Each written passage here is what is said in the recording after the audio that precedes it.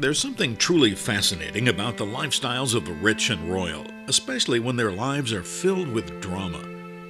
This is the Chateau de Chenonceau, located about 8 miles from the royal city of Amboise in France's Loire Valley. It's sometimes called the Ladies Chateau because it's been the home of a king's mistress and 2 royal widows.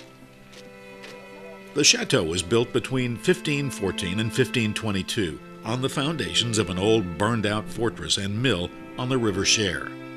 The Marquis Tower is all that remains of the original building. King Francis I purchased the house in 1535 when its owner couldn't pay his bills.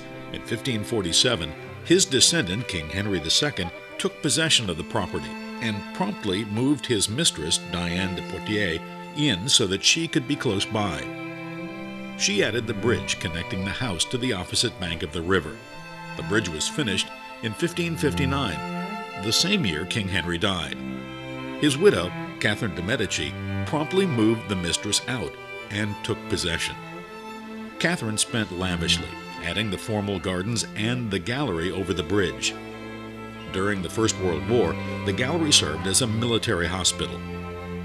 When Catherine died in 1589, it passed to her son, Henry III. 8 months later, Henry was assassinated by a monk who claimed to have a private message for the king. Henry's widow lived the remainder of her life at Chenonceau in mourning and as a recluse.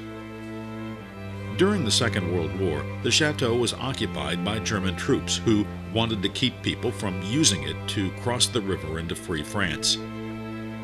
Late in the war, it was bombed by Allied planes. Today, it's one of the most visited chateaus in the valley. Another popular chateau is located about 30 miles away. This is the Chateau Chambord, the largest chateau in the Loire Valley.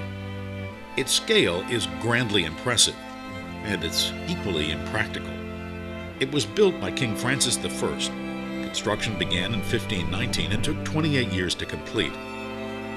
The chateau has 426 rooms and 282 fireplaces, and was lived in for a grand total of about 7 weeks, on and off, during the reign of 3 kings. Chambord was never intended to be a permanent residence. It was designed to be a royal hunting lodge.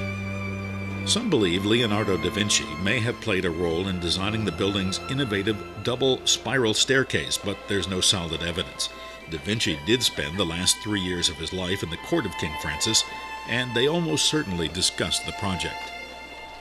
The building, which is believed to be the model for the castle in Walt Disney's Beauty and the Beast, is made of soft stone. You can see centuries of graffiti scraped into it. The building, which is and has always been largely empty, is now owned by the French government. Occasionally it's used for state occasions, but for the most part it's just a very large, beautiful curiosity that seems to have set the pattern for future large-scale royal building projects like the Palace of Versailles, and perhaps may have sown some of the earliest seeds for revolution.